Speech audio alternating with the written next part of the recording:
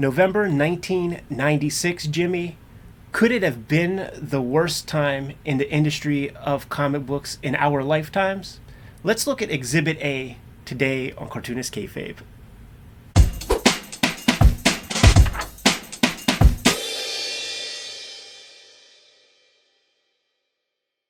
Welcome to your favorite YouTube channel, Cartoonist Kayfabe. My name is Ed Piskor. I'm Jim Rugg. We're looking at the November 1996 issue of Wizard magazine.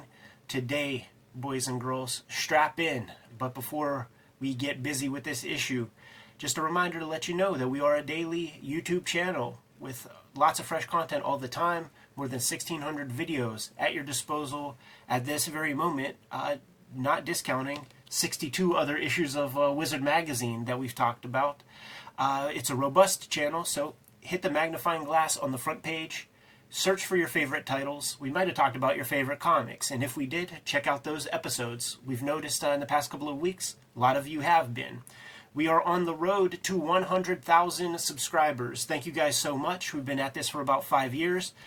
Please hit the subscription button and add to that number so that we could show off our little 100K trophy here on the channel. We are in part brought to you by the Patreon, and the King Kayfabers on our Patreon get access to all the videos before anybody else. It's almost like we shoot single episodes just for them, because there's a live stream recording session that we have built into the channel, and they get access to those videos as well. Without further ado, Jimmy, let's look at the Super Wedding Spectacular issue of Wizard magazine, number 63, November 1996. Jimmy, I was picking this comic up, this magazine up at the time. I definitely was hitting the comic shop, and I had pull lists and stuff. This is, in my adult life, maybe the worst time I've ever lived through in comics. There are writers who get shine just because they don't suck as bad as these brand new kids who are coming into the game and getting some writing jobs. It's that terrible. You know what, you kind of flip by it, but I think even the ads are telling, because early on we would point out ads and it would be, Valiant and Image and Rob Liefeld would have 10 ads, and now we've got video games.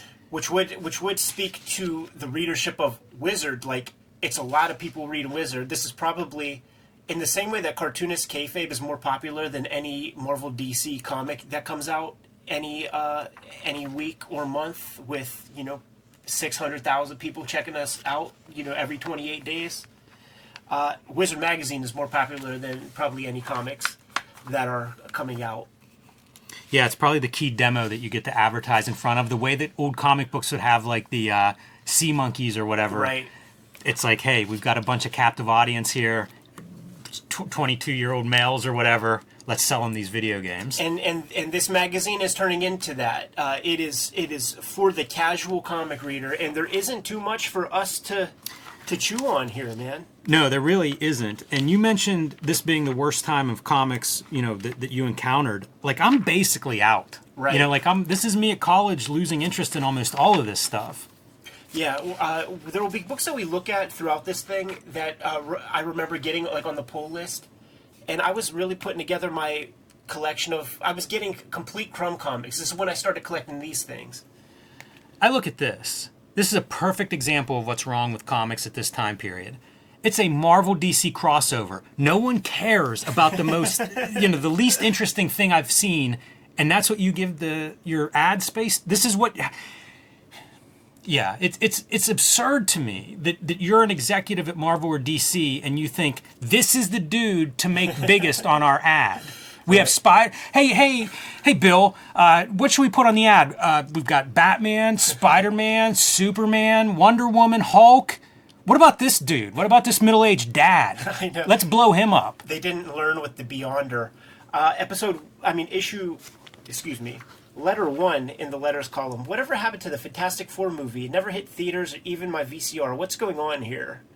And they talk about that it got shelved, that it's not been released anywhere. What they probably should have mentioned was that shit got leaked out on the Comic-Con circuit. You could buy that stuff, certainly at this time, which I absolutely did and freaking adored.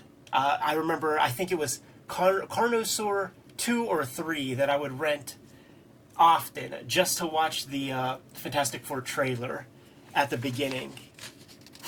There's a great special effect at the very end when it's just married, Reed and Sue, where it's literally a broomstick under a shirt with a glove at the top of it, waving into the sunset. Very famous. Hey, you know what? That second letter in there asks about Alex Ross, what he uses, and the answer is a detailed account of his tools. You know, the Series 7 Red Sable Winsor Newton brush, which we all heard about for inking purposes, but he's using it here for for his color work. Gouache paints, which are like opaque watercolors. Strathmore Bristol Series 500 regular finish, 4-ply, regular finish being a little bit of tooth as opposed to the plate or the smooth finish. That's the stuff with the stamp. The 500 has the little stamp in there, the little notary thing. Very, very expensive artboard, by the way. Uses an airbrush, he calls out, and he says that these materials he uses because that's what Mark Chiarello passed on to him. So one more, some more flowers for Mark Chiarello. Yeah. That might be all the letters. That's all I got. This may be the fastest Wizard episode that we ever do. It is a bizarre transition period in every way. You know, like the tech. You know, the stuff that's starting to go online is funny. This era of JRJR Spider-Man, whenever like Sensational Spider-Man is like one of the possible comics and stuff, reminds me. Like I had this English teacher that I had such beef with, and we would butt heads so often that it got to the point where he was bribing me to behave myself and would come with a stack of comics on Monday and say, Ed, you just do your work, you just be cool. I'm giving you this stack of comics on Friday. And I started to behave myself a little bit more. This video is brought to you by the comics that we make. Ed Piskor's Switchblade Shorties is now running as a daily comic strip on Instagram, Webtoons, Facebook, wherever you find your comics. Look for Switchblade Shorties. Ed also has Hip Hop Family Tree, the Omnibus, out in stores everywhere now, collecting all of the Hip Hop Family Tree strips, along with 150 extra pages, and available in diminishing quantities. So pick that one up if you haven't added it to your shelf. The next Red Room collection, Crypto Killers, is now out in stores. Completely self-contained, so if you haven't read Red Room before, Crypto Killers, perfect place to start. And X-Men Grand Design, the trilogy trade paperback, collecting all of the X-Men Grand Design in one trade paperback volume. My Grand Design, Hulk Grand Design, is coming to the trade paperback format, and you can pre-order this one now. The Hulk Grand Design Treasury, out of print, so if your store still has a copy and you don't, pick it up. But if you missed it, there's a trade paperback coming. I've been self-publishing lately. True Crime Funnies, my nonfiction collection, BW, celebrating the black and white indie comics of the 80s and 90s, and the 1986 zine, celebrating the greatest year in comics history, are available at jimrugg.com or patreon.com/jimrugg. And my latest books, Street Angel Princess of Poverty and Street Angel Deadliest Girl Alive, collecting all of my Homeless Ninja on a Skateboard superhero comics in 2 handsome volumes from Image Comics. And now back to our video. Man, when Acclaim buys the brand, right? Like they get some ad coverage. Hey, and speaking of, like, I think I've mentioned it elsewhere. The only sign, because we know Marvel's going to be bankrupt soon, and I was like, there's not a lot of info about that. You know, like it's hard to anticipate it. But that previous page ad, I think, speaks to it. As does this news item where it's like Marvel's crossing over with everybody. Right. And to me, in hindsight, I smell something. Is that desperation that I'm smelling? You know, it feels like they're just trying to sell anything they can, and they're struggling. You know, that's interesting because on the previous issue of Wizard, or maybe two ago, there was some idea of a Batman meets Gen 13, and that was a no-go. This Spider-Man one, I do think that it did see the light of day. Yeah, I always think about looking that stuff up, and then I didn't end up looking it up. But it does feel like there's so many rumored crossover. You know, you turn the page, and now it's Daredevil and She crossing over, you know. So many of these things. Yeah. Yeah, Billy Tucci. And by the way, like, I'm not sure about the Daredevil She stuff. Yeah, I don't know that came out. Yeah. To me, this is a sign of the dwindling royalty rates, at least, man. When Loeb ends reign on Cable and X-Force, first off, it says we'll end his 3-year reign, which that's a lot more issues up to this point than I thought that he was on the thing. It feels like we only started to see his name within the past 2 or 3 issues of Wizard magazine. ends his reign on cable and X-Force. I bet you when he started, the royalties that were coming in were demonstrably different than his last couple of issues worth of cable and X-Force. But he's going to do he's bouncing around. He's going to be doing, I guess, his first big collaboration with Tim Sale. Long career that those guys have together. Batman Long Halloween is in the works. Yeah, we're going to see an ad for that coming up later this issue. And that's a story I haven't read, but I'm kind of curious to read. But it seems like a good move to go from Cable to Batman Long Halloween. That's a book that's had some legs. Right. Marvel's top talent is changing the books that they're working on a bit. Andy Kubert's going to be on Kazar. Adam Kubert is going to be doing Incredible Hulk. So they're trying to hotshot some of those other titles, man. Trying to dust off Kazar and bring him into the 90s. Kazar. Wildstorm editor samples the Real World on Real World 5 Miami. There's going to be an editor from Wildstorm going to show up as part of that cast. That's after my time. You know what? I was curious because you've been watching 90s stuff if you got that far along. Because that's one I remember, and I don't remember watching it, but I do remember that this Wildstorm editor was on that cast, and I am curious about it. The first three Real Worlds are really the key Real Worlds. Because like the very first one, reality TV is new, yes. So the people are far more candid. Right. But those motherfuckers, they Faustian deal. They sold their souls for nothing. Oh, yeah. For nothing. And then it's with Real World 2, where you could tell that the people are kind of conscious that a camera's there. And then by 3, that's the San Francisco one, and that's with Judd, who I do want to get a shoot interview with. You know, he's got a big comics career at this point. He does, like, kid comics and shit, pumps out, like, a couple 200 pages a year, and has, like, a good, like, it might be with Scholastic. But he married the one of the chicks that's, like, on that show.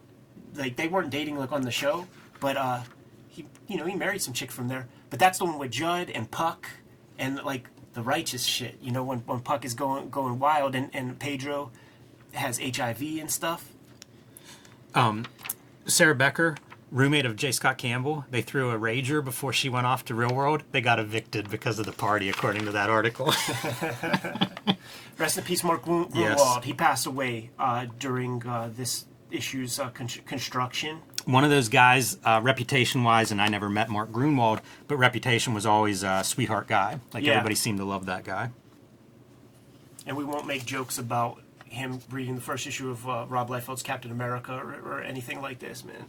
Spotlight on Chris Crosby, SCC Entertainment, doing Snap the Punk Turtle. This you know, there's 2 issues of Snap that are out there. I feel like this guy must have made a bouquet or something for the Wizard people. I did wonder, like, have you seen one of these comics? No, I never seen him in the wild, but I Googled him because, dude, I remember this issue of Wizard very clearly. And I'm like, what is Chris Crosby up to, man? Like, did he cash it in? This looks like a day late and a dollar short when trying to get in on the Ninja Turtle kind of movement. And his mother, like, he and his mother, like, bought some kind of burgeoning web comic website or something. And he does, like, a very regular comic, but his art style has stayed at this level. Like, it's one of those remarkable kind of things where, like, the guy's style, like, plateaus and he draws the same exact way. Does he have a following? No. He bought a website and probably bought a following that, disappeared. Strange. Peter David and Supergirl. I started scooping those up. It felt like Gary Frank was a good fit for that title. Do you remember anything they about Gen X her a little bit. I got the first 10 issues, but I don't, and I still have them, so we could look at one of those at some point. We don't need to look at them on my account. Wizard Special Report, Liefeld leaves Image. This is something that we were building toward, and it's been happening at a rapid pace the past couple of issues of Wizard. It seemed like there was friction a couple issues ago. Last issue, Silvestri leaves and sort of vaguely, or not so vaguely, let you know that Rob Liefeld is the cause of that. And in hindsight, like what we know, if you watch that Image Revolution documentary, the cause of that was that that Rob was trying to poach talent. Rob had a couple of hit makers on his hands with like guys like Stephen Platt, but it's not like Steve Platt could like, you know, draw very many things. J. Scott Campbell fucking hits grand slams for Jim Lee, and it looks like the heir apparent to that mantle would be like a Mike Turner.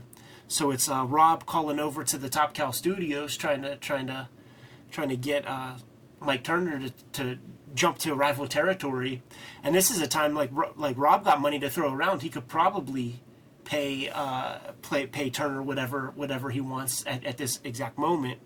But that was a bridge too far. That was one too many, man, for Silvestri. So he made the claim, like, all right, man, you guys are me. It's Rob or me. Somebody's leaving. He decided to go. He kept his shares in Image. He was still a shareholder. So that could have been a calculated move, you know, because we have this issue and Rob leaves Image. And it really was, like, it's in that documentary as well, where foregone conclusion, you can't fire me, I quit, kind of thing. Like, to save face or whatever, Rob gets word that this is all going down. So he quits before they can oust him. Yeah, let me read some of his quotes. I'm not even sure yet why I resigned from Image. This is just a very unfortunate thing and a difficult decision for me. As far as I'm aware, I'm leaving on good terms, and I hold no ill will. Image still remains very important to me, but I can't say that I wasn't pressured into this decision. So the Image shareholders approved a resolution to terminate Liefeld as a member of the board of directors. Did he keep a share? If you know, he's resigning, which is what Mark Silvestri did. Silvestri kept his share. Does Liefeld keep a share? Does he still have a share in Image? Like, I find that really interesting. I don't know the answer to that. I've never heard it spoken about publicly. It's fascinating to me to try to understand this stuff. Image was always very opaque when it came to, like, how does this work? How is this going to work? You know, right. For the first, I don't know, year that they were set up, it seemed like these questions didn't give any real answers as to how the company was going to function. And then you read this and it's like, wow, I'm even more unclear now at this point as to, like, what's going on and what's happening. You know, why resign before they kick him out? You know, again, I wonder, like, does that mean you keep some piece of it? I don't know. And then at the end, he said, Liefeld again, it's sad, admitted a shaken Liefeld. I believe I'll get through this. I don't know that I'd call myself a survivor, but I've been fortunate in the career I've had. This is not a cocky move. It's not something I'm trying to trumpet, but I'm going to live with the decision. This is wild because there are no real answers in this article. You know, there are these bulleted items that say this is the events, a string of events over the last 6 months led up to the announcement. But if you read these things, none of them indicate why he would get kicked out. You know, like, one of their first thing is recent sales on Extreme Comics have not maintained the profitability that other Image books have. However, I don't know that that affects Image at all. It may mean that Liefeld's taking home less money, but again, this that can't be a reason that they're going to vote him out. Exactly. You know, like, there's no reason given in this. It's wild. Yeah, it's extreme. Like, I'm sure it sells more than Shadowhawk, any of that stuff, and it's not something that you can control. Image Conscious. We have direct quotes from all of the guys in relation to this, and I think it's worth reading through the various quotes. Todd McFarlane, I believe that in life you reap what you sow. It's now harvest time for Rob. Jim Lee, will Image be weaker without Rob Liefeld? I doubt it. Will it be stronger? That's up to the remaining Image partners to decide, and I think we're up for the challenge. Fucking Jim Lee, hedging the bets, man. Hedging the bets. Eric Larson, quote, Rob pulled a Richard Nixon. Richard Nixon resigned as he was going to be kicked out, and Rob was going to be kicked out. Valentino's the quote that I was, like, most curious about. It's been pretty difficult for me on a lot of levels personally because I feel very much like I've lost one of my dearest friends, and that's really tough to take. That ties in as well to, there's some talk here about Jim Valentino being removed from Avengers and not paid for all of his work, which Liefeld here says he was paid, but it does seem like something went down between Valentino and Liefeld. Right. And Silvestri, I think that people should realize that Image is there and will always be there, and whether or not I'm involved in that again, I think we'll have an announcement one way or another relatively soon.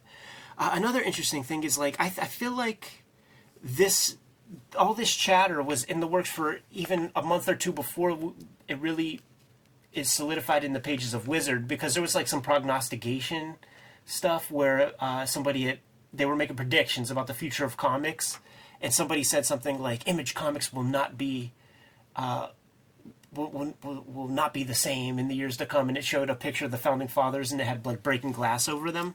So it's like they knew something. Yeah, it's a big story, and I don't know that too many details have ever come out completely. So Homage Comics, which would have been like Leave It to Chance and a couple other little titles, it's just getting put under the Image banner at this point. Comics is in such a bad way that those titles have, Astro City's one of them, have a better shot of getting picked up in stores if you keep it simple, stupid, and just have them under the Image section of the Diamond Previews book rather than, some adjacent. We talked to Todd McFarlane recently, and it came up about when Jim Lee left Image, and now they had to make up for some lost book sales based on we're in the front of the Diamond catalog. That means we sell more than everybody else. And so whenever you take away Wildstorm, now you've got a hole to fill. Right. And I wonder if part of this is you take away Extreme, and now you've got a hole to fill. But the other piece of it is you'll read Diamond Comics distributors acquired Capital City distributors. Homage was not exclusive. So you could buy it through these various distributors, and now really there were two distributors and now there's one. Right. So what's the point of it not being part of Image? Right. Well said. In some of the letters columns, they received emails, correspondence for the letters, and we're getting some more chat room stuff that they're trying to beef up their website materials, man, which is, it's quaint and pretty freaking cool. Comic celebrities share Halloween memories. I don't care about it. I have to read Joe Mads. My wife dressed up as Vampirella and gave me a surprise I'll never forget. Why would you put that in here? I've heard other cartoonists, man, Sure. like these dudes who are in that mainstream. There's some fucking weird cosplay loving motherfuckers, man. I'll tell you what, the comic celebrity stories probably better than everything else in this issue, by the way. Yeah, I can't suffer fools very easily, Jimmy. Hey man, we've been crapping on Big Entertainment for a while. They're the ones that are like Neil Gaiman's Mr. Hero, those books, that publisher. Yeah. This is what they're up to at this point. We got to be near the end of their run. But this is like painted images next to text pages is where they're at this point, and you can see again, this is the company. So I believe we're vindicated in thinking that this was a fly-by-night, try to just cash in on a trend company, because that looks like garbage. Todd McFarlane cover on a Caliber Press book. Interesting. Pretty rare to get Todd McFarlane covers outside of Image Comics, especially at this time. Wondered if he's, maybe friends with the dudes that do Demon Storm, or what the heck that is, because you don't see too many McFarlane non-Image covers around then. Yeah, it's true. I always look at Fantagraphics whenever they show up, and we're at a new round of Fantagraphics Love and Rockets trade paperbacks, man, collecting the last batch of issues, which are the ones that are, in a lot of ways, are near and dear to my heart, because starting with issue 33, that's when I start scooping it up on the regular. I can't remember if it's Wig Wham Bam or Chester Square, but one of those is like the first Love and Rockets collection that was new that I bought. Yeah, that would be. And boy, it's good. Totally. Both of those are really good. I stand by both of those books, but I can't remember which one I bought first. Man, this stuff is so burnt into my head. This Tim Sale is interesting because it's, we play that game where we isolate stuff. And I don't know that I would say that was Tim Sale. I don't know that I would have guessed Tim Sale. There's a lot of fine lines on there that I don't associate with his style. Right. It's a great ad. Yeah. Think back to the All Access ad I was just yelling about. This is a wonderful ad. I think that looks great. Batman's clear. The art looks good. The bat in the jack-o'-lantern's pretty cool. I'm on board. Yeah, man. So stuff like this Oink. Man, I wish this comic looked just like that on the interiors. Dude, it does. I have a bunch of these, and it's pretty close to that. I have about 6 or 7 of them. It's super weird. It's kitchen sink. I don't know if that may be a European import or something like that, because it just feels unlike anything else. When you see an image like this, and it's under a kitchen sink, you have to think that it's a Kevin Eastman Tundra kitchen sink. You're 100% right. I don't know why I never put that together, but it does look like a Tundra book. Right. Yeah. See, I guess I saw some later ones, man, because, man, I always wanted to read if this is what it looks like, I want to read that comic. They're pretty strong. I'm happy with those. I'm going to have you pull those, let me borrow them, Jimmy. Yeah. Because that's some stuff I've been wanting to check out. Damage Control, I perused it. They're trying to make sense of like the other Marvel comics. Hey, if you start, I don't know if you notice who writes everything, but Matthew Brady writes just about every article in this issue. That's the Newsarama guy. Like that's the guy who was going to found Newsarama.com. I see. But he's all over this issue. Yeah, all the articles I didn't read. That's right. Just read the bylines. I do like this this piece of art, though. You know, it's really cool. The problem is that's not what it's going to look like when it's printed. Yeah, right. More video games ads. The PlayStation is out in full effect. Sabretooth Mystique. No, that's not Frank Turan. No, but I like that art. It makes me curious if the inside of that book looks like that. Right. Because I think that art's really cool looking. Wedding of the Century. There's that Lois and Clark TV show that's on Channel 4. And if you can't be with the one you love the one you're with. You know, I fucked with that, man. See what Dean Cain and who was that? Terry Hatcher. Terry Hatcher, man. See what they were up to. It was all right. It's so funny. Like this article made me think of, are Superman and Lois still married? I have no idea. And then I was like, what is that? I have no idea what a Superman comic is today. No, yeah, like, sure. The last time that crossed my path, I don't remember. It might have been when Jim Lee did a 12-issue run a decade ago or something like that. Like, I have no idea. Is anybody reading Superman? Is it still, like, weekly? You know, the way they hot-shotted stuff back then, it's like a wedding. Like, a wedding will do it. I'm guessing now Superman got to be gay. He got to have a boyfriend now, right? Because that's how they hotshot stuff these days. Little Rascals, combining mutants and adolescents with a dash of humor and quirkiness. Marvel's Gen X is in a niche by itself. They get some what do you call it? Some Chris Pachalo quotes in here. It's kind of worth it for that. You get to hear his ideas about these characters, but that's all. He's very invested in this book. It's pretty interesting, you know, because there's a little break, and I didn't realize it. The break was so he could illustrate the Second Death miniseries. But man, he seems into this book, and I feel like this is probably one of the standouts from this time period. He put in mad work for sure. Put in mad work. It's fun seeing how, because like the way he did Jubilee was a revelation compared to what everybody else was doing, which was just Carrie Kelly, Dark Knight Returns character. He also has a style that's his own. In a time when so much stuff was derivative of like the Image blockbusters from 5 years before this, his stuff was unique. It is true, but like Buckingham was really glossing him up and like pulling him closer to that direction than when he's playing with himself. Pause. We should probably put that Ghost Rider 2099. Do you have that issue 1? I think so. I have several of those. Yeah. I don't have issue 1. I'd look at that. We've looked at a couple of the 2099s now, so I'd be down to look at Ghost Rider. Yeah. All right, man. Witchful Thinking, Mark Shapiro. Witchblade mixes the occult with NYPD Blue. I think there's some vague allusions to the TV show that will be coming out. There's a writer, Christina Z. I do wonder if it's a real person.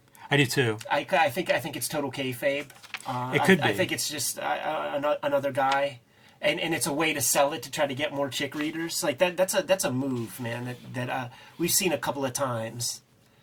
Yeah, I have no idea. At this point, you'd think that would be exposed, or she would be known. And she might be known. I just don't know. Yeah, she might be writing that Superman comic that we were just talking about. She might be all over YouTube, for all I know. Witchblade's amazing. I was thinking of like who the breakout comics are from Image, you know, and like Gen 13, for example, became like one of the breakout hits. I feel like Witchblade is right up there, you know, with one of those comics where it's like it's got to be the biggest out of the Silvestri universe. Yeah, I think so. Yeah, I mean, when you have a TNT TV show when it's 30 channels on the tubes, like. That ain't nothing.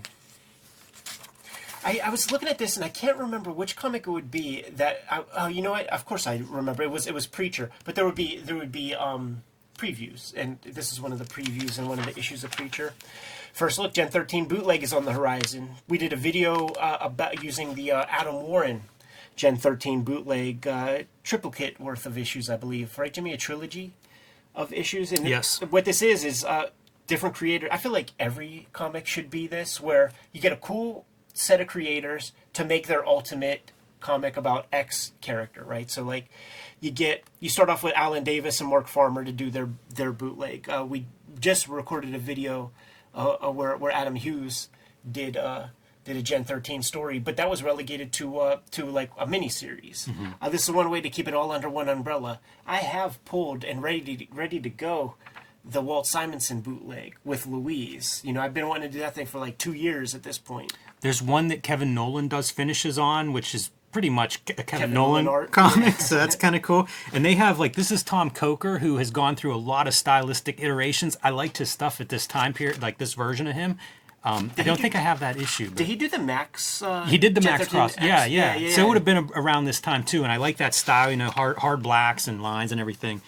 It makes sense to me. I think we compared it to Legends of the Dark Knight, you know? So Right. why not? If you got a bunch of characters that are popular, go for it. In the trailer park, there is one noteworthy piece, I believe. Maybe we'll get there. Maybe it's still going on. Sailor Moon Sinks. It really didn't do well. There would be this time slot on network TV that started during your era, continued through my era, and went beyond. That was like 5:30 a.m., 6 a.m. when they would put the animes on. You know, Voltron and like they would be so early. You would have to get up in the 6s, maybe even 5, to see this stuff. Well, it turned out girls weren't really trying to get up at 5 to be watching Sailor Moon, so that shit the bed. It's real interesting, too, because that article talks about it being successful in Europe and Asia, and really, here's where it struggled.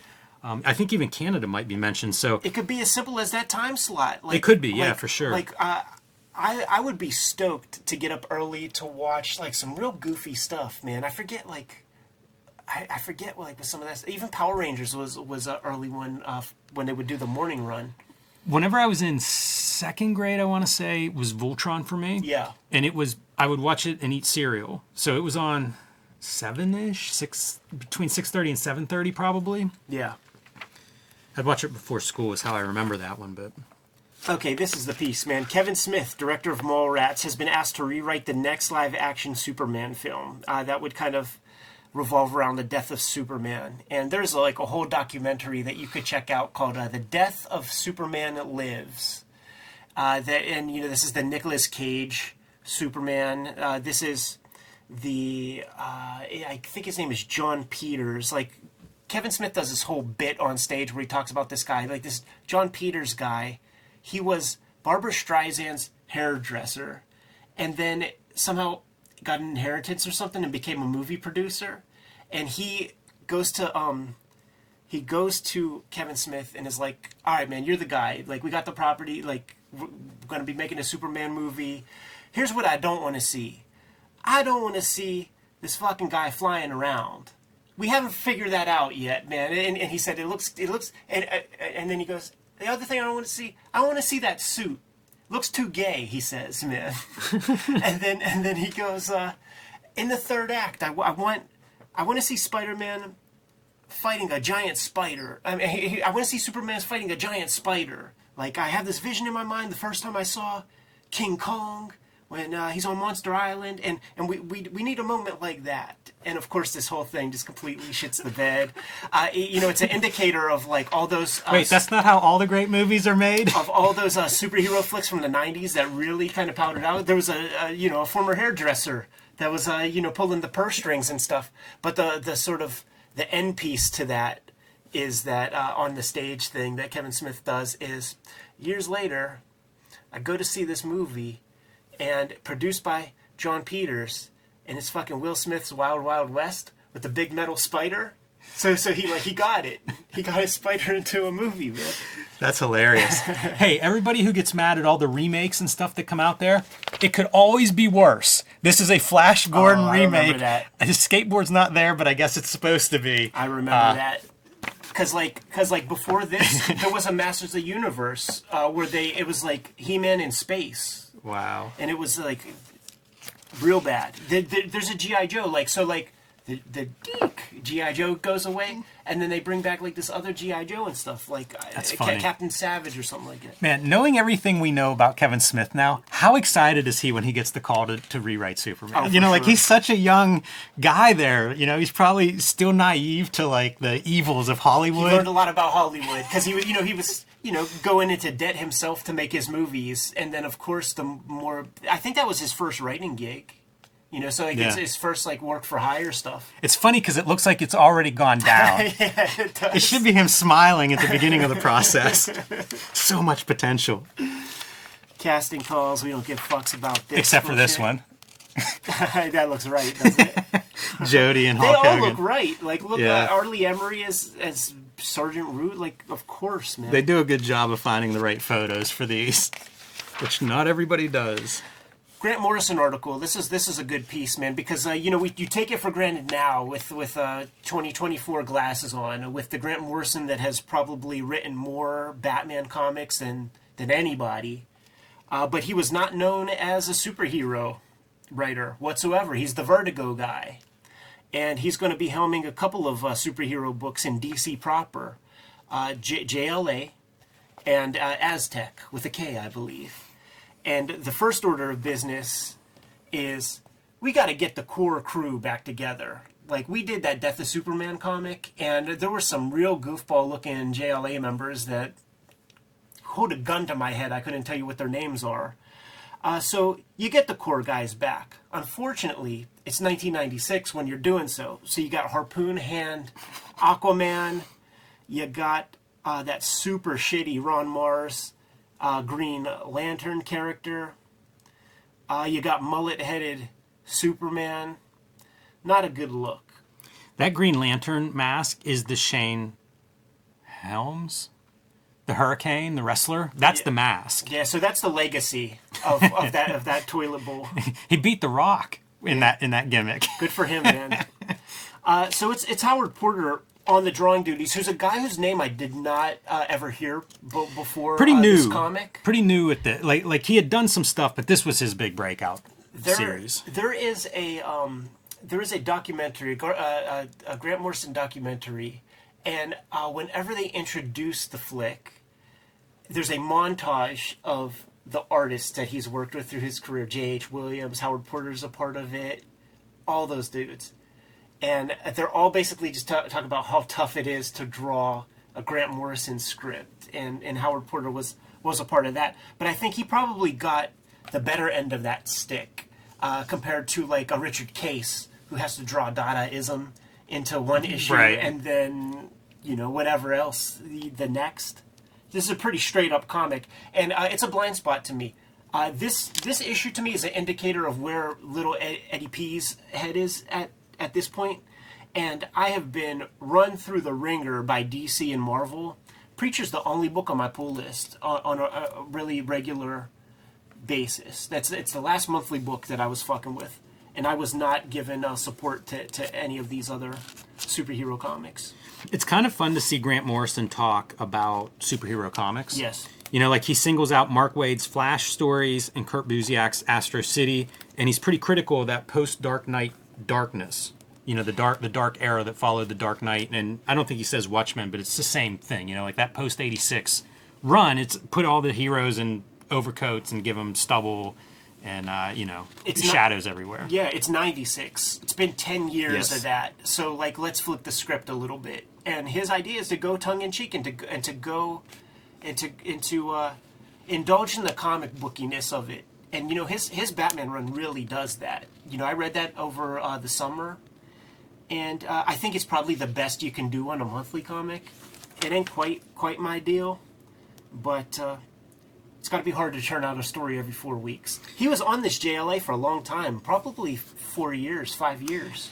I remember it being well received. Yeah. It did. I think it did well. I think people liked it. And you mentioned about the JLA characters, like you couldn't even recognize them or whatever. It's the same as Avengers. Totally. It's like when Bendis takes over Avengers, and it's like put in the big guns, like put in your A-listers. Yeah. Same deal with the JLA formula. Yeah, you don't need Crystal and Rage in your in Hercules. Exactly. He does mention Grant Morrison mentions about you don't get to do a lot of character development in JLA. Right. Because, like, these characters have their own books, and that's kind of where they're built and going through their stuff. So it is a little bit of a different challenge as a writer. That's pretty interesting to me.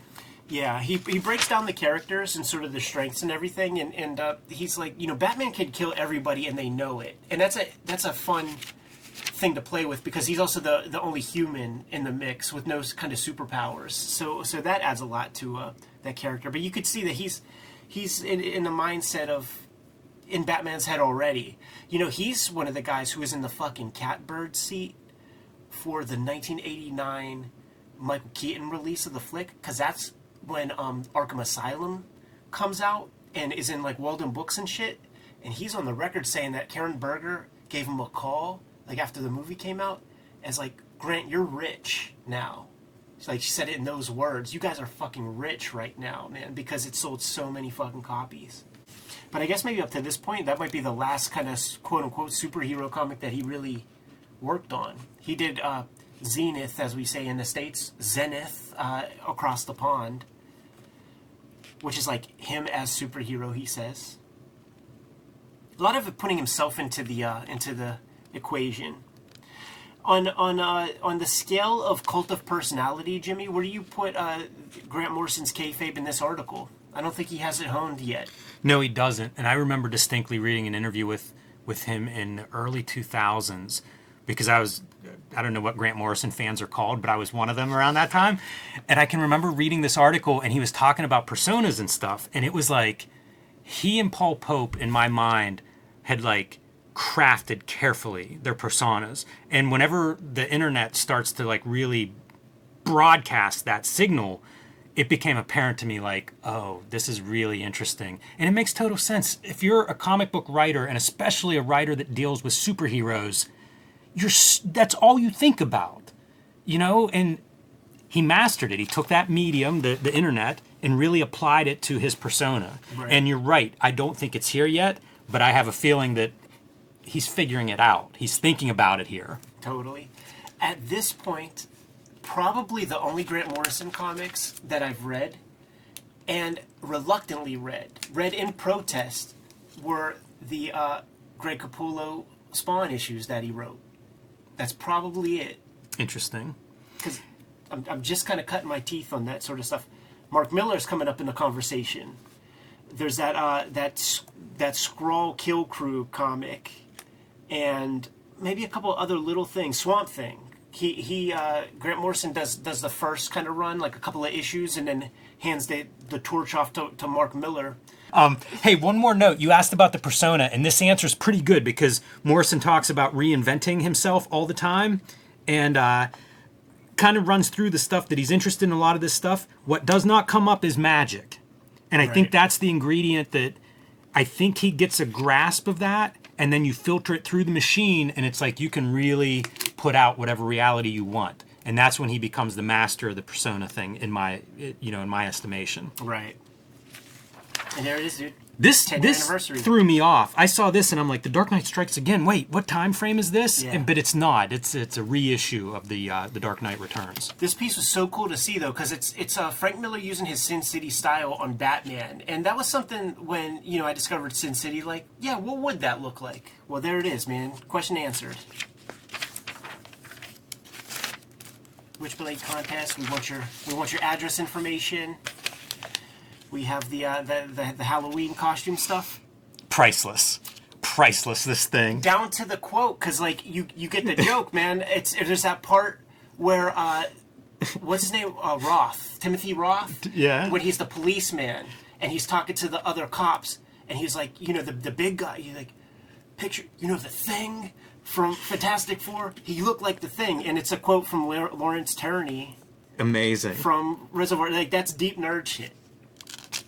Everything's about poop and like farts and stuff like that. Yeah. And fat. Like imagine you're in good faith, right? You're so stoked on your cosplay, and you're sending it to Wizard Magazine, and you're Gambit on the back of your mom's deck with your dirty teenage mustache, and the quote they put is Ultra Sunflash Monobi. Never heard of it. Why? That's messed up, man. It is, because you're so excited for this issue to come out, and then that's what's in there. Yeah, you're an embarrassment. Adrian Puente, I never forgot you. These are kind of incredible. And you know why? Because there's so much effort on display. Yeah. And yet they're not quite there. You know, it's probably a lack of digital photography. You know, like I picture the old cameras you're shooting on like a disposable camera, so who knows how they're going to turn out. They're kind of overexposed or underexposed. Right. It's the bodies are hit and miss. Like there's so much effort, and yet they're missing the bullseye in different ways. Super entertaining. You know, I bet you at this point, like, there's an industry for cosplay at this point that like could turn out costumes or could turn out, you know, gloves, whatever. I know people shit on the cosplay stuff a lot, but I got to tell you, like, I'm very impressed by the craftsmanship. If you're making these costumes, like, it's pretty impressive. This is wild. I can't believe somebody went for an Aeon Flux. Right. That seems like an impossible costume to try to make and pull off, and I think pretty it was good. perfect, Yeah. Man, this fucking features just don't quit, huh? Everybody loaded up on this. That's kind of telling too. You know, like if you're the wizard behind the scenes people, I feel like there's a note to be made here of some kind of cash in. Maybe you're the one who starts the glove business and helmet business. Oh, right. Because like that's a massive response. It's almost like in the beginning of Wizard, the response was fan art. Right. Now it's cosplay. Those early cosplay issues did not have this volume. No. I see. You're thinking of it in one way. I'm thinking of it as like padding. Like maybe they did get all those photos back then, but they had other shit to talk about because this issue sucks. Yeah. This issue sucks fucking hard, man. So we're talking about a down cycle in comics here in late '96. And we will not be talking about the tools of the trade cosplay dress rehearsal or the ladies making an Angela costume. Though I will say, I will give them props because when they did the Kit Basher action figure thing, what they forgot was like the image of the final Kit Bash version. Right. So props to Wizard because we can't take it for granted that they would remember to put the final That's true. drawing. That's true. They've proven that they might not. There, they figured it out. Well done. Well done, Wizard that's editorial. The one saving grace, man. But to your point of this issue being just empty, I think it speaks to like comics where like now they're at the nadir. Yeah. You know, like everything is kind of gone. Like everyone's struggling. Why is nothing selling? Well, I don't know. There's also not anything exciting being offered. Yeah. And I don't know why that is, but there's just nothing. Like if you go back a couple years in Wizard, you see all kinds of stuff, new universes, new creator-owned books, new artists. Now it feels like there's nothing new in this. Yeah. Let's jump to basic training, dude. And on the helm with this issue, I guess replacing Greg Capullo is Kelly Jones is hopping on. We have a shoot interview with Uncle Kel, and he talked about having access. Like I think in his studio he had a Xerox machine, and I bet you that's where these photographs come from. You know what? There is going to be an image in this piece, and I'm going to ask you, like, you know how we just gave them props for putting Angela's photo in there? I think they fuck up on the last page of this basic training. But it's about mood. How to set a mood, dark storytelling, where to put blacks. Kelly Jones is known for his Batman work at this point, so he's kind of going through the process a little bit. Goes through his tools of the trade, how the spatter works, doing that little end piece where it's time to put some white out into the mix, and we see that here, right? So like this piece doesn't look too different from this one, with the exception of like the wisps of the atmosphere. Yes. And maybe some roots and stuff. Yeah, you get some tool talk along the way. So it's going to be like with this one, I see no differences between either of these images, and I do think that Wizard fucked up and they didn't use some other image here. There's not one difference. Yeah, I don't see one. That's funny. Yeah. So we gave them the props, but we take it away. Unless I'm totally missing something, which I don't think I am. Yeah, I don't see anything. There's some cool stuff here. He talks about the image being two different things, like if you see the top part or versus the bottom. I really love that. That's kind of nifty. I like seeing some of his like pen work mixed in. Yeah. That's pretty cool. I like seeing the pencils. And with this one up top, man, it looks like he started inking. I was like, oh fuck, I'm supposed to Xerox this. Yeah, right. Which I understand, man. You kind of get deep into the game and you're in that flow state. You just want to do your thing. Great little pieces. He's a cool guy. I think we need to get him on the channel again. Yeah, I'm very impressed by his level of craft. I like that conversation that we had. We could have taken it further. tchotchkes galore. Had no idea that there was Aeon Flux tchotchkes. Me either. 2 Aeon Flux appearances in this issue. Spidey in the video games. I had the Atari game, and I like the ad. Did you use the ad in your ad zine? I did a Spider-Man video game ad. It must have been Atari. It's so funny because it's all art. Right. You know, it's like no video game screen of that. Like, right. I don't know, is that 1 bit? Whatever Atari was. There was no way to capture it easily back then. Cards, toys. This is Cartoonist Kayfabe.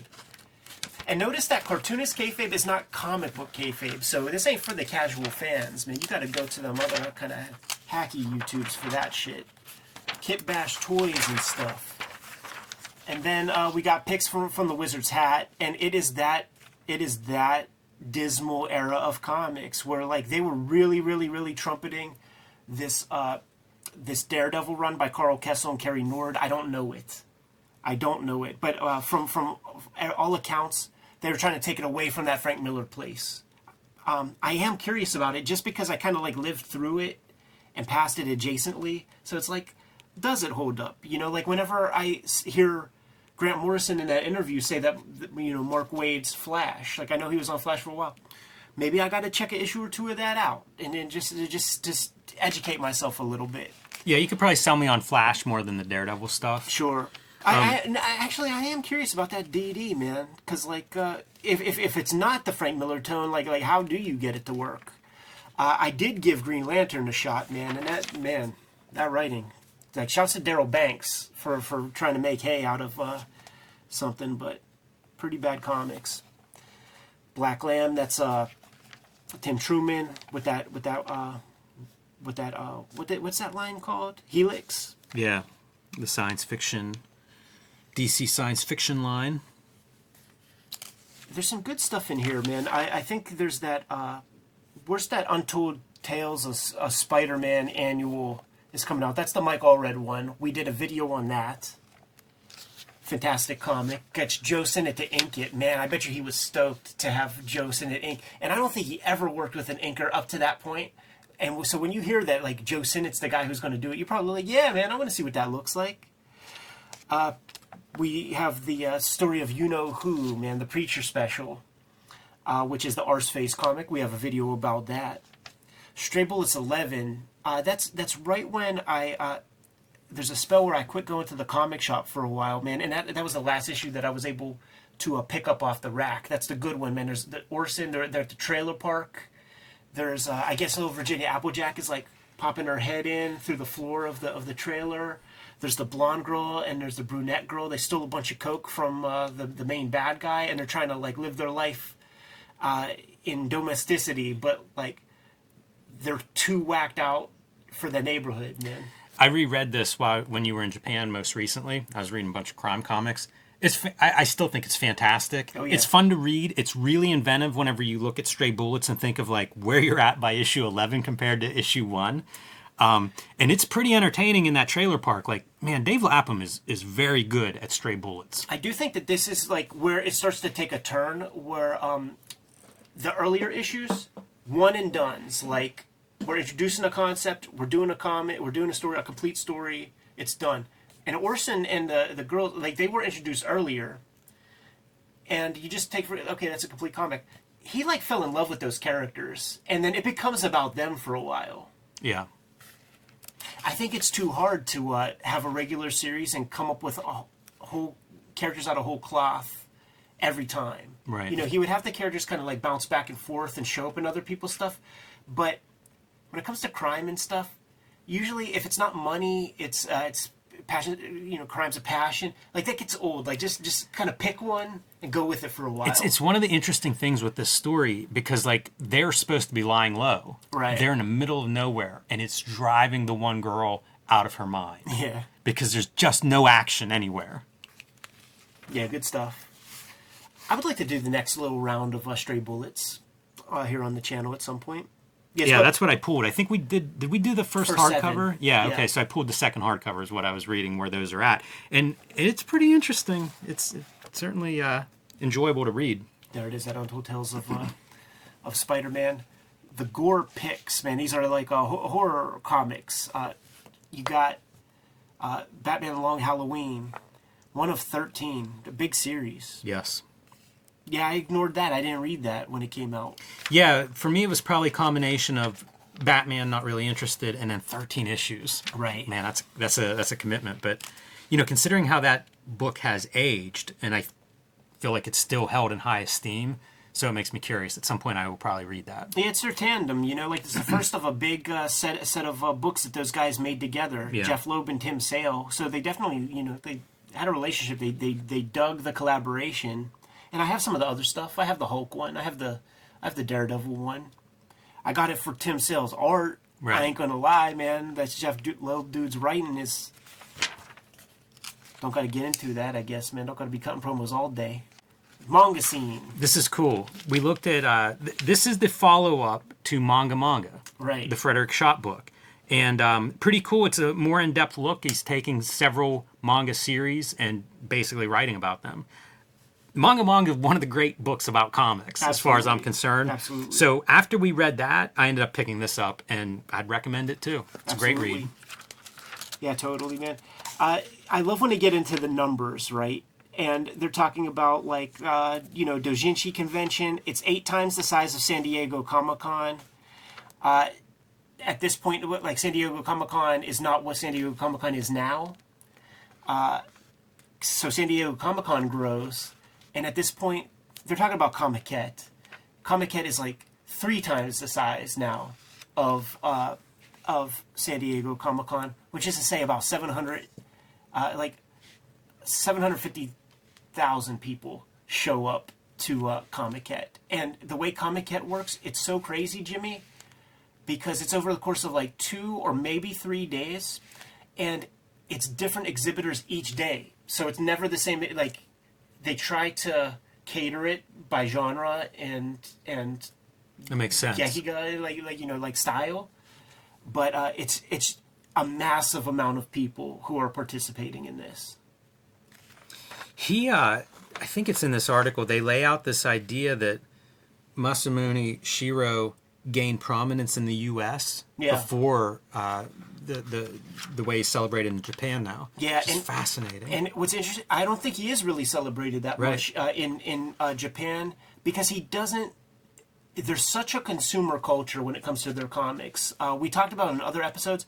There's not much indication that anybody but other mangaka care about the construction of comics or anything. It's consumer based. More. They're just voracious. He's not that guy. The pace that he works is American pace. I'm going to make a comic. I'm going to put it out. I'm going to take my time. And guess what? I'm going to get 8 hours of sleep a night. You know, I'm not going to get belly cancer at 40 years old because I'm pulling all-nighters all the time to like satisfy your weekly, dose. Blade of the Immortal starting up, dude. Yeah, and they detail, I think we've talked about it on here before, but the idea that the artist did not want it flipped. And so the way it's presented is the unusual approach, Studio Proteus credited with this, of cutting up the panels and rearranging their order as well as retaining some sound effects. I've mentioned this before. It's really fascinating to me if you read Blade of the Immortal, because it's almost like the directional devices are going against your reading direction. And you acclimate. Like, once you acclimate, it becomes this really cool, unique reading experience. At least it did for me. But it is strange the first time reading this comic, because it is like everything's pointing the other direction. There were bits like that were done for like the first comics, Lone Wolf and Cub. And then there would be this painstaking process of like reorienting the swords to like face certain directions so that it's correct. And it is so quaint to think about in retrospect, right? That like they just couldn't wrap their heads around selling the American public on the Japanese reading order at that time. That makes total sense to me based on the comic book retailers that I've known over the years. No, absolutely. Like to this day, there are guys who are like, I can't wrap my head around reading backwards. Right. I can't wrap my head around it. And to me, that is pure excuse making. I do think part of that is appealing to a young reader. Because, I mean, it is their books then. You know, if like old grandpa, Fantastic Four fan can't read this book, it's backwards to them, you know? And it's like an older generation couldn't wrap their head around it. And I think that was part of the appeal of, like, these are your comics, kid. It's just it's a fascinating piece about, like, just how culture works, man. Where it's like you gotta dip your toe in for a while. Like, you know, 10 years ago, 86, we get our Kamuis, and you get these comics that are, like, so adjacent to American comics. You know, My the Psychic Girl, you have X-Men, you have Stephen King stuff out that deals with the mental shit.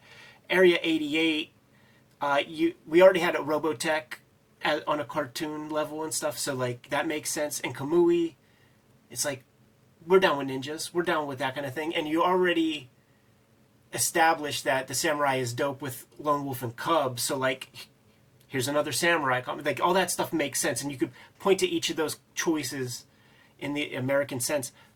And then 96, we're starting to get, this is still ninja shit, whatever, but there's other comics, like Oh My Goddess, and weird, like, Japanese comics are coming. So it's like, it's a slow thing. You're really, like, getting the American reader acclimated over the course of a couple of generations. And now, I mean, that is the comics that little kids read. Yeah, totally. Like any kid I know that reads comics, fucks with manga.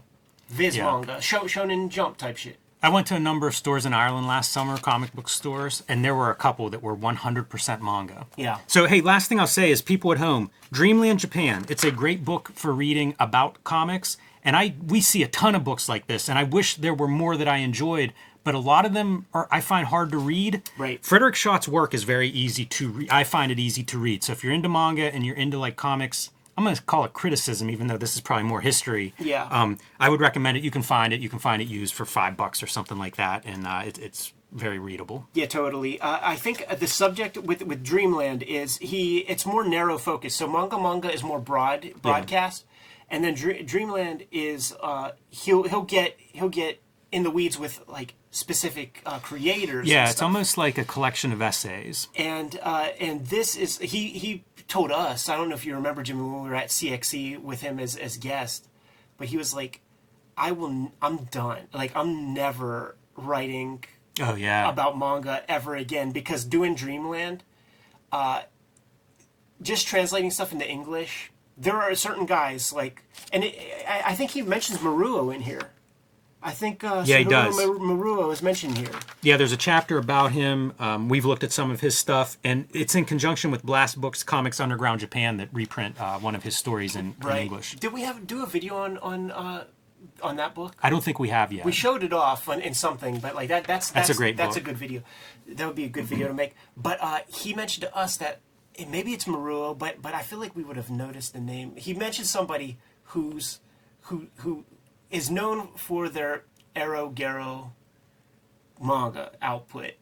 And the Cartoonist took, like, great offense to that being what is cited as being, like, their big books and stuff.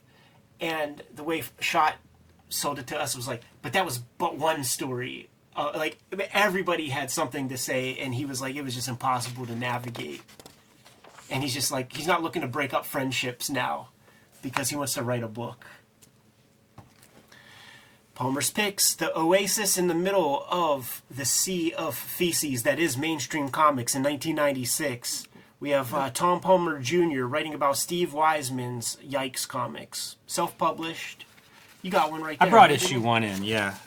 I was seeing what I had of this stuff, and I had issue 1, so I figured I'd show it off. Really nice as a self-published book. Like, even the table of contents and Indicia, pretty well done. Totally. I think he has a really good eye for design. You know, like, you'll see, like, a splash page put here and there. I think the page layouts are attractive. It's a quality that when I started looking at alternative comics, drew me to them in that they were very readable at a time whenever mainstream, you know, Marvel DC stuff was getting weirder and weirder with layouts. I found this stuff to be kind of refreshing in that way. Sure. These were very hard to, like, these would not show up at Phantom. They would not be on the little wall in the back or anything like this. I can't imagine self-publishing in the climate that we've described, you know, at this time in comics. Imagine self-publishing and trying to get your books through this. You know, he probably lost a bunch of money whenever Diamond bought Capital. You know, it's a nightmare. there are 4 issues out. The 5th issue in color was released this past summer, so there's 5 issues out. It's a comic I don't know too much about. He's a fixture on the scene. I think Fantagraphics published some of his stuff. He would show up on those sites like not Comic Art Fans, but there was like one site that had like so much Fantagraphics art where you could like buy Klaus pieces, and Yeah, I remember that. I forget what that site was called. There was Al Columbia on that site. Yeah, for sure. You know, he's part of the LA scene. Yes. And whenever, you know, Klaus does a talk, Steve Wiseman's in the audience. That's sort of how I know him at this point. Not a tremendous output. Who knows what the fuck he's up to? Yeah, I was trying to figure out like what he's known for.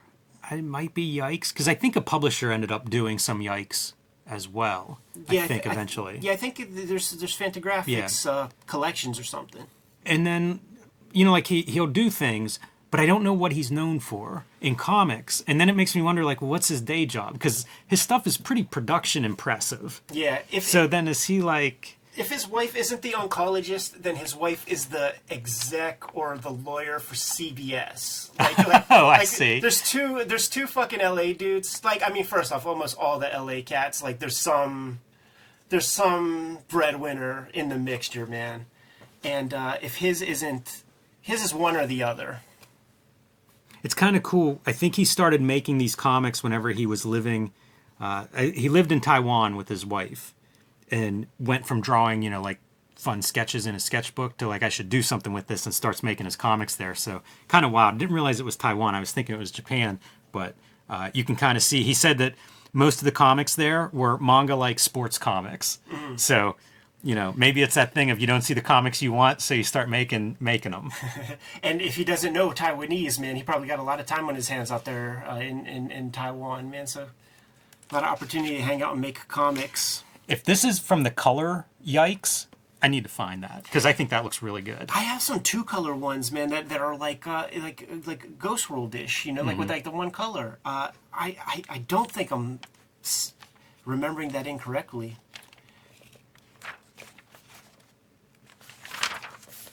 Jimmy, that might be it, man. Got a little character profile on Vampirella. Joe Mad's wife's Halloween costume of choice. We got our top 10. It's kind of the same old customers. Wolverine 100. I think maybe they put adamantium back into his bones. Could be. A surprise to see Kingdom Come #1 as a top 10 comic, just based on that book sold a lot.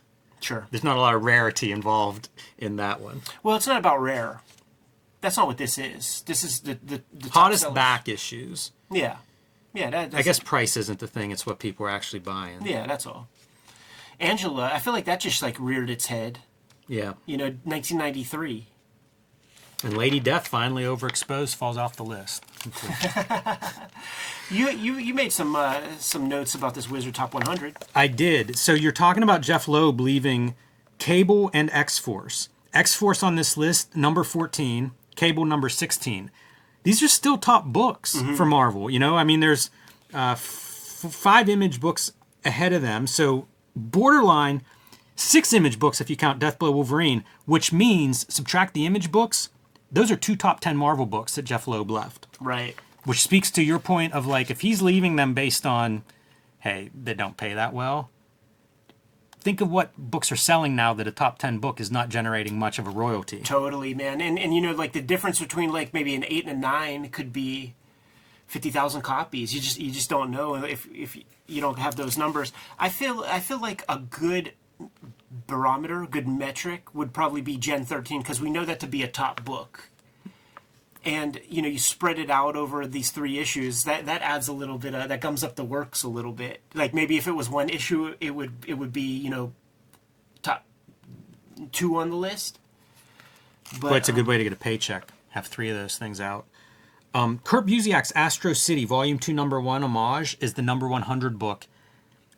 Deviate #1, which was also a Wildstorm book, is number 2. Is that the one that Jim Lee writes and stuff? Did we do a video on that? No, he doesn't write that. I think is it Ramos on the art?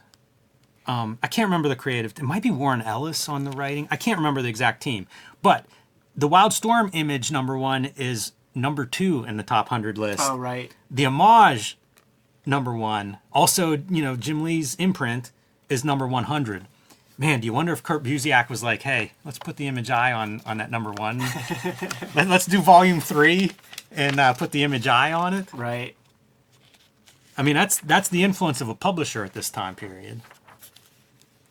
Which that Image Eye, you know, that signified a lot of, like, you always hear those guys talk about, that's, hey, rest in peace, Keith Giffen, man, who gets a little creator spotlight, recently just passed around the time of a New York Comic-Con, and he had that, for the foresight, while literally dying, to fabricate a tweet or an online post that said something about, like, I did this to get out of going to New York Comic-Con, ha ha ha ha ha, paraphrasing.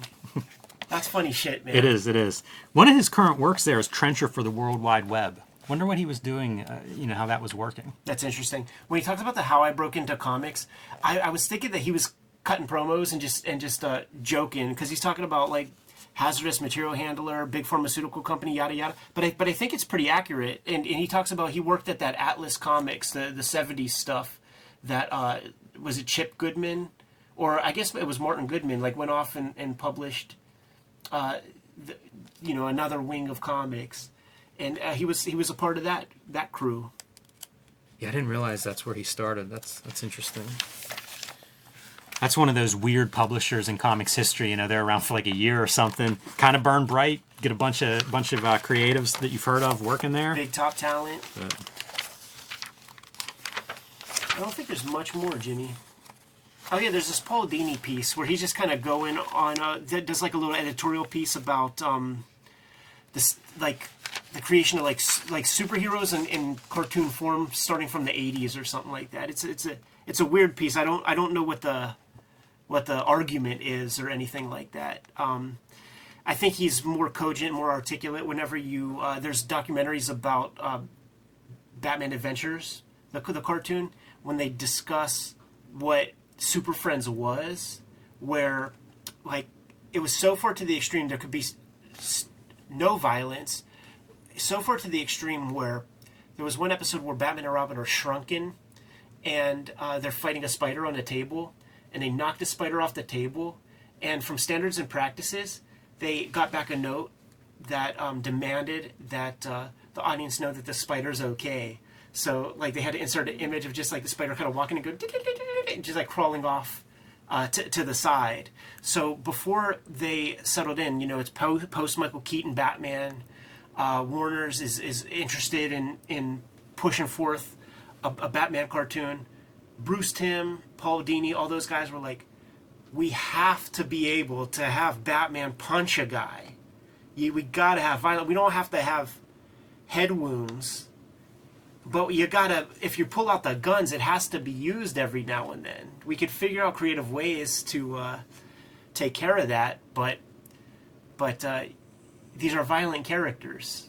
Yeah, that's what this whole article pretty much says, is these comic books, if you want to translate the characters, you got to find a way to keep their intensity. And, goes through some examples of that. And the Batman is perfect example of that. Like, they were able to do that, and I think that's what made the animated Batman so successful. Yeah. And at the end, Jimmy, the moment you've been waiting for, the Wizard profile with Warrior is the man of the hour, Tower of Power. Too hot to hold, too sweet to be sour. I don't even know what to say about this. This is ludicrous. Ludicrous. This is an April Fool's issue. Get your Cartoonist Kayfabe bingo cards ready, because this is where Eddie P mentions the anti-gravity room. Because they did have Warrior on the show, and the little dude from Anti-Gravity Room, he goes to Warrior and he's like, in 60 seconds or less, give us the pitch. Oh boy! And he holds the microphone, and they show a time lapse, and then they say speed it up, and then they like put the like last 2 seconds in, and the kid's like, We'll fix it in post. Don't worry, or something like that. It was a little bit more than 60 seconds. We'll fix it in post. That was like the whole bit. That is so funny, because like you think that's one of the key components that wrestlers got to do is hit their mark time-wise. Right. And you hear guys behind the scenes talk about it, like, oh, we need 30 seconds. Like it's weird how much the internal clock of a wrestler has to work right. everything Warrior did was wrong. Including, like, taking this time to, like, make a comic. Like, you're a day late and a dollar short. But I do remember getting that first issue because my brother had, like, I had the subscription to weird stuff like G.I. Joe comics, Nintendo Power, Wonder Woman by John Byrne. My brother had WWF magazine coming in, and that thing shipped with a copy of Warrior. Yes, because part of that deal was WWF had to buy, I think, like 1 million copies or 100,000 copies. Some large number of Warrior comics was part of his deal that they had to buy those from him. Oh, that's interesting. So that's why you get them bagged or whatever. It's all ludicrous. But you know what? If you read his like favorite comic of all time is Pitt, I don't know what to make of that. To me, that's a deeper cut than like a guy. It's like, I don't know, Superman. Right. You know what I mean? Like Pitt is not a book randos are gonna know. With the aesthetics of that Warrior comic, with the computer coloring, because it looks like whoever draws this is as good as any of those like studio guys from Image, and it looks like an Image comic. The lettering feels as sound as an Image comic. The banding of this Ollie Optics level of color. So like somebody put something in his hand, probably. Maybe, you know, like he also says person he'd most like to work with is Todd McFarlane. I wonder if he's a closet comic book fan. You know, because it would almost make sense, like, the Image stuff seems like it should appeal to him. Right. And maybe it does. I don't know that I've ever heard him talk about comics too much, but I think he made that Warrior kind of on his own initiative. Right. Yeah. So, yeah. Maybe a much bigger comics fan than I would have guessed. But also, I've looked at that comic, too, so... Did we do a video? I can't remember if we featured it. It might have been a part of, like, a wrestling... Gimmicks. Yeah, something like that. But we've definitely looked at it, and it's a 90s comic through and through. Yeah, man. So we get a little business talk, but a lot of kayfabe in the articles.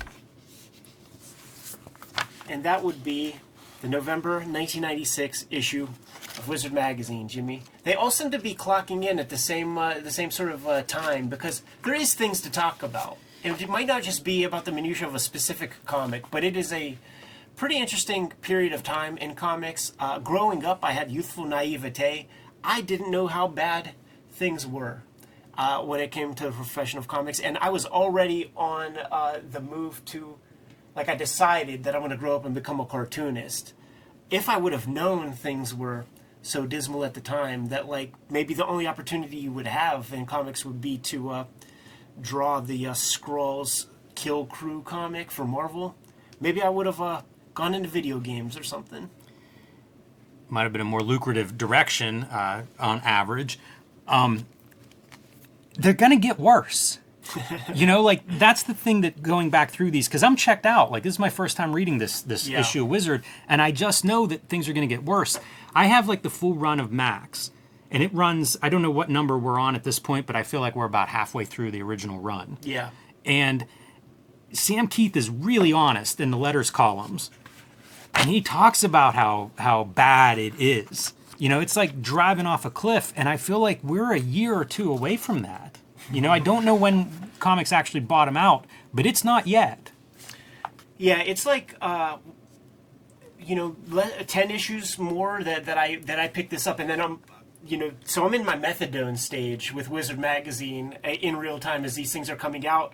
I'm just getting it just because, what is interesting personally is that I had the Witchblade cover, which meant that I did get it at the comic shop and not on the racks, which is how I got Wizard most of the time.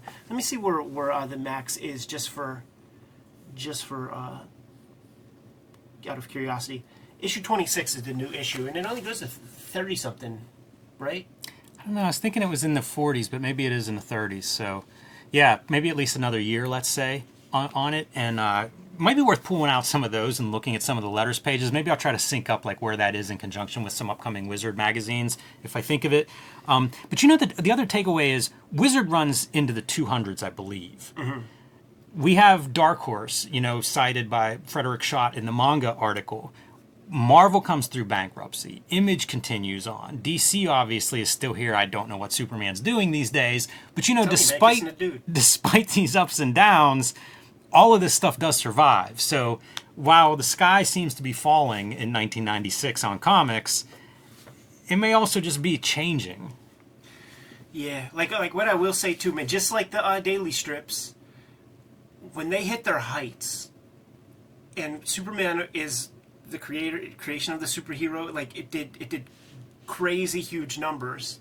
You could have diminishing returns for decades. Like what's the Charles Foster Kane, Citizen Kane quote where your paper's losing $10 million a year? Oh, I guess I'll be out of business by the time I'm 600. Right. So it's all of those early investments can just kind of float it forever, really. And every now and then you might come up with an idea that makes the next movie or something like that. I am eager to see future issues of Wizard to see what does emerge, because stuff is going to show up that we go, oh wow, that's still around today, or that becomes really popular. So that's what I'm looking for as we go through these Wizards. Is Sure. like, where is the breakouts? Where is the new talent? Where is the new character? Yeah, seeing Mark Millar's name mentioned and his contribution to comics, that you can't sneeze at that. We saw Bendis show up a couple of issues ago. Maybe he even got a Palmer's Picks. I think so, right? Yeah, I think so, yeah. It's like, so, there's these little cameos of future hot shots. It's interesting to think of the people that come through Palmer's Picks as their first Wizard appearance, but then go on to be instrumental in Marvel, DC, mainstream kind of comics. Totally, man. You good to go? Yep. Kayfabers, like, follow, subscribe to the YouTube channel, hit the bell so that we can notify you when new videos are available, and we are en route to having 100,000 subscribers. It would mean a lot if you subscribe to the vids and get us up to that goal. The channel is brought to you by many things, including the Patreon. King Kayfabers on the Patreon get access to all of our videos before anybody else. They're hanging out with us in a live stream recording chat room right now as we make these episodes. And because they get everything before anybody else, they're able to buy the comics that we talk about before anybody else in Gen Pop gets access to these vids and these comics. Ultimately, the videos are brought to you by the books that we make. You don't buy our books, we can't make any videos. Jimmy, let the people know what you have out in stores now. I've been self-publishing lately, so I have True Crime Funnies, my nonfiction anthology featuring crime and wrestling. I've also been making zines, the BW zine celebrating the 80s and 90s self-publishing and indie comics, the 1986 zine celebrating the greatest year in comics history. These are available at jimrugg.com or patreon.com/jimrugg. My Grand Design, Hulk Grand Design, is available as a Treasury edition, but this is sold out. So if your store doesn't have a copy, you're probably out of luck. But there is a trade paperback coming in May that you can pre-order now, the Hulk Grand Design trade paperback. And my latest releases, Street Angel Princess of Poverty and Street Angel Deadliest Girl Alive, featuring the homeless ninja on a skateboard. From Image Comics, you can get these wherever books are bought and sold, and perfect for the superhero fan in your life.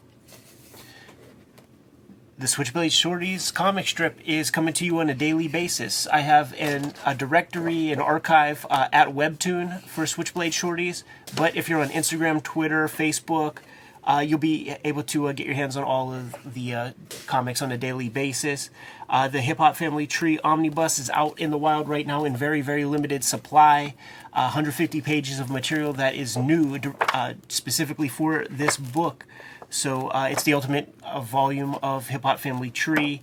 Get it while supplies last. Thank you very much for supporting it the way you have been. Red Room Crypto Killers is the new round of Red Room comics that is out. What happened? I was going to flip through it, and then I remembered YouTube doesn't like us flipping through this book, Ed. Right, man. It is the new round of Red Room comics, Murder on the Dark Web for Fun and Profit. Think Black Mirror meets EC Comics in a way. 4 stories in there. You can start with this comic, or you can start with any of them, because all stories are self-contained in each volume. And finally, the X-Men Grand Design Trilogy trade paperback is out there in the wild, collecting all of my X-Men Grand Design works. Some of those volumes are out of print, so it's your way to get all of my X-Men Grand Design in one handy-dandy soft cover edition. Like I said up front, you got to buy the books in order for us to kind of keep the lights on in the studio.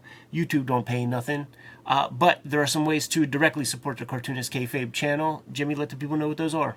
You can subscribe to the Cartoonist Kayfabe e-newsletter at the links below this video. You can also buy Cartoonist Kayfabe t-shirts, merchandise, mugs, hats, stickers, and more at our spread shop. That link is also under this video. All good ways to support the channel. Give them those final marching orders, Jimmy, and we'll be on our way. Read more